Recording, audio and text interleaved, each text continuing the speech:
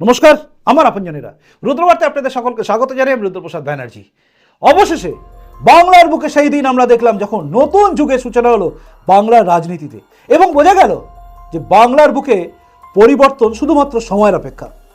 আর একটা জিনিস সামনে এসে গেল, সেটা হচ্ছে এমন একজন মানুষ জয়েন করলেন বিজেপিতে, অর্থাৎ বিচারপতি থাকা অভিজিৎ গঙ্গোপাধ্যায়।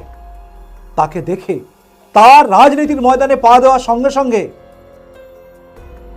তালপাতা সিপাহের কিন্তু বুকের ভেতরে ধুকপুকানি বেড়ে গেছে। কারণটা নিয়েই তো এখনকার রুদ্রবার্তা।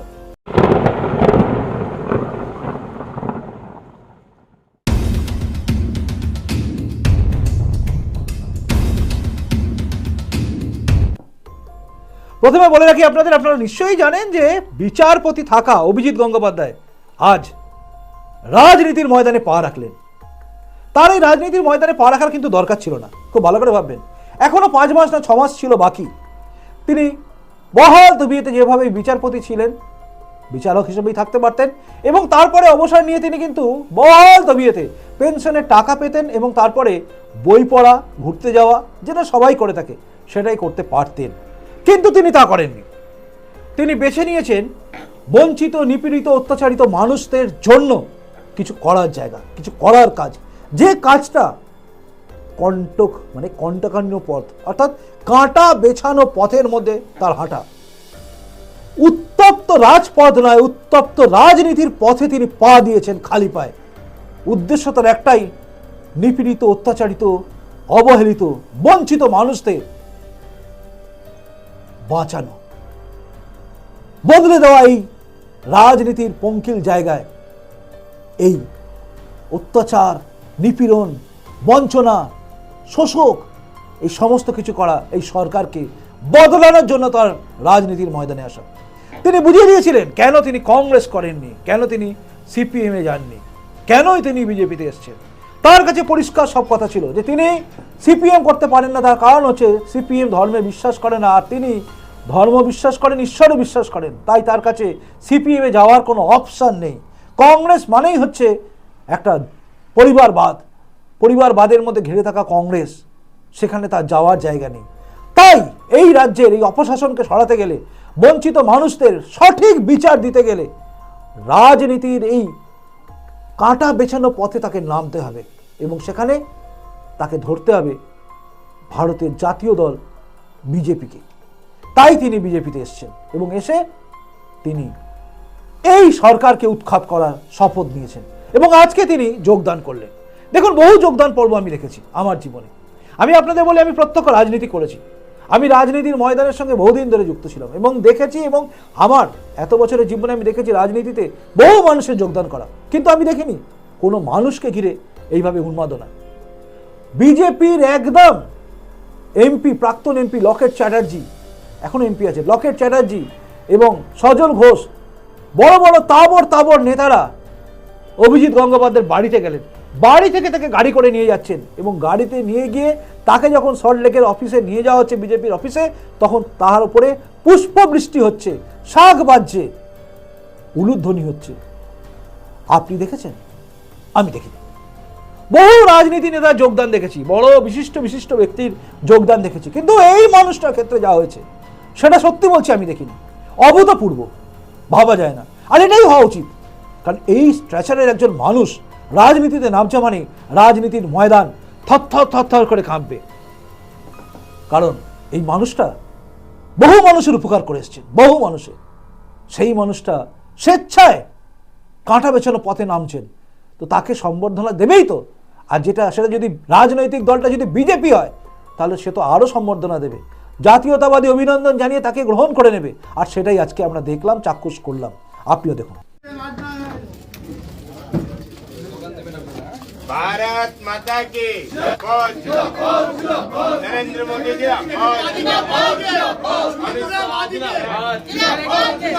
जेपी नड्डा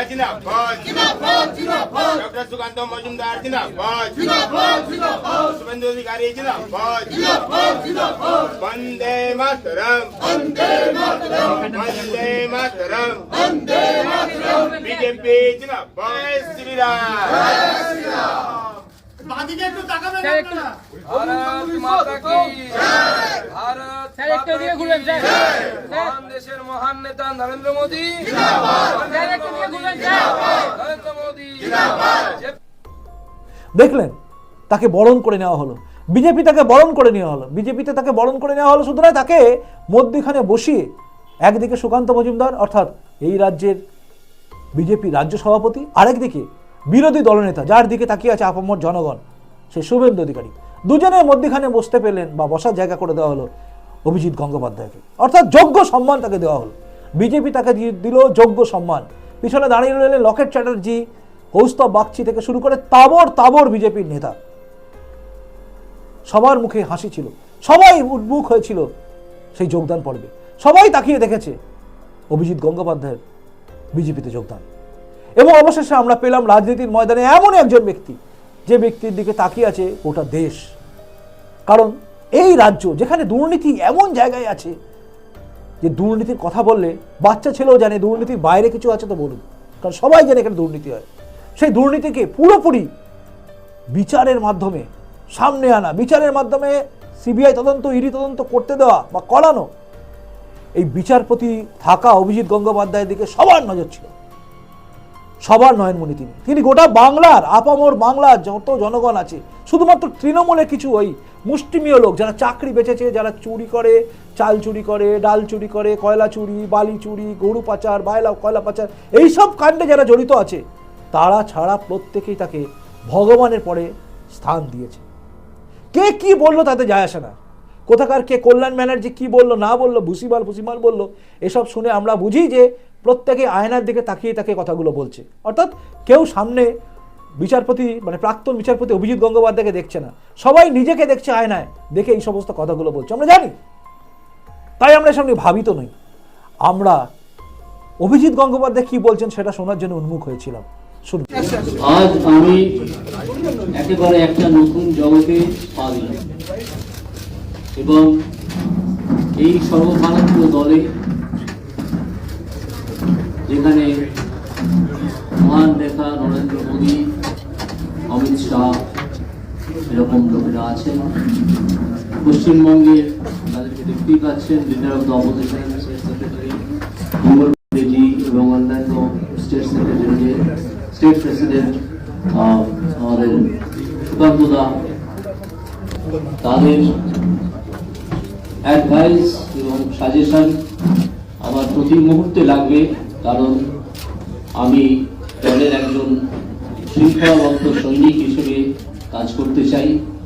যে দায়িত্বই আমাকে দল থেকে দেওয়া হোক না কেন, তা যথাযথভাবে পালন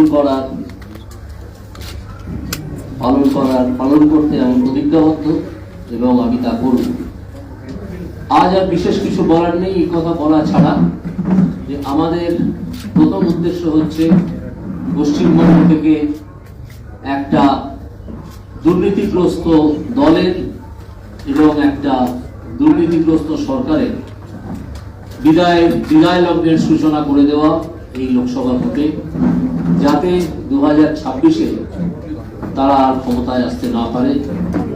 বিজেপির ক্ষমতায় আসা খুব দরকার বাংলার প্রয়োজনে, এবং একজন বাঙালি হিসেবে আমি অত্যন্ত কষ্ট পাই যখন দেখি যে বাংলা ক্রমাগত পিছিয়ে পড়ছে। তাই আমি সর্বভারতীয় দলে যোগ দিয়েছি, যেখান থেকে এই দুর্নীতিগ্রস্ত দল এবং দুর্নীতিগ্রস্ত সরকার এদের বিরুদ্ধে একটা ভয়ঙ্কর লড়াই শুরু করা যায় এবং একটা সিরিয়াস লড়াই শুরু করা যায়। আজ আপাতত এইটুকুই। এরপর আপনারা দেখতে পাবেন যে আমার দায়িত্ব, দল থেকে দেওয়া দায়িত্ব আমি পালন করছি কি করছি না, এবং আপনারা এবং পশ্চিমবঙ্গের মানুষ তার একটা অ্যাসেসমেন্ট করবেন।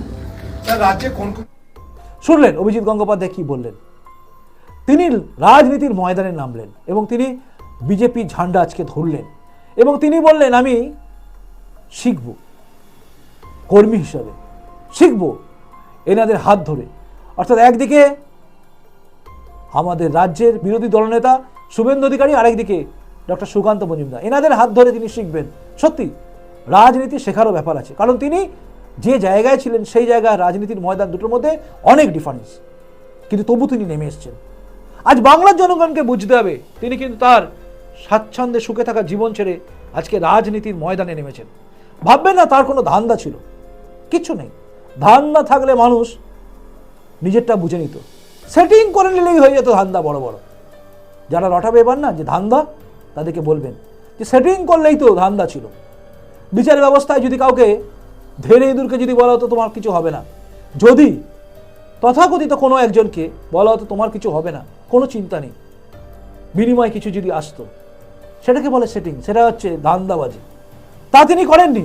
তিনি বঞ্চিত মানুষের বঞ্চনার পরে তিনি বুঝেছিলেন যে 5-6 মাস পরে আমি চলে গেলে তারপর কি হবে, এই লড়াইটা কোথায় গিয়ে শেষ হবে, এরপরে কে কি করবে, কোনো কিছুর ভরসা রাখেননি তিনি। তিনি নেমে এসছেন বঞ্চিত মানুষদের, অত্যাচারিত মানুষদের হয়ে লড়ার জন্য।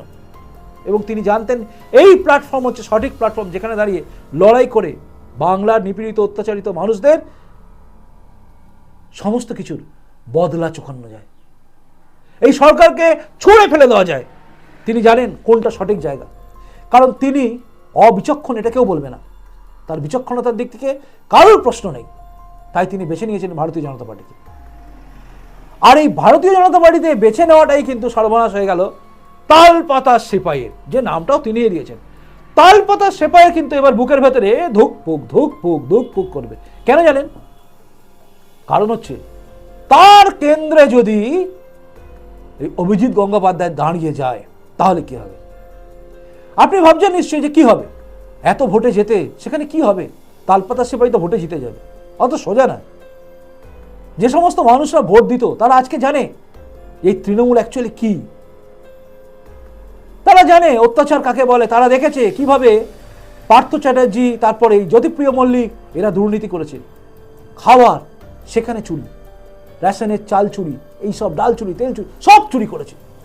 আজকে রেশন দুর্নীতিতে জ্যোতিপ্রিয় মল্লিক ভেতরে, চাকরি পার্থ চ্যাটার্জি, অর্পিতা মুখার্জি, যা হয়েছে সে দেখে লোকের টনক, কি বলবো, টনক নড়ে যাওয়ার খাপ, নড়েও গেছে। এবং সেখানে দাঁড়িয়ে তারা কোথায় আছে? তারা জানে যে এরা একমাত্র প্রশ্রয় পেয়েছে খালি এই তাদের এই ভোটদানের জন্য। তাই তারা সবাই জানে এই সমস্ত কিছু যে করাতে পেরেছিল, এদের সবাইকে লকআপের ভেতরে যে ঢোকাতে পেরেছিল, যে সত্যিটাকে সামনে আনতে পেরেছিল, যে বিচারক সমস্ত ঠিক বিচার দিয়েছিল, তিনি হচ্ছেন এই অভিজিৎ গঙ্গোপাধ্যায়।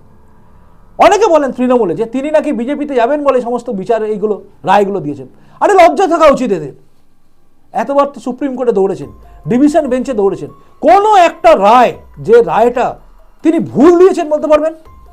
সুপ্রিম কোর্ট বলেছে ভুল দিয়েছেন? না, তার হাত থেকে মামলাটা অন্য জায়গায় চলে গেছে, কিন্তু তিনি ভুল ডিসিশন নিয়েছেন, ভুল রায় দিয়েছেন, এটা কেউ বলতে পারবেন? উত্তর হচ্ছে না। তাই তৃণমূলের কথা কেউ বিশ্বাস করে না।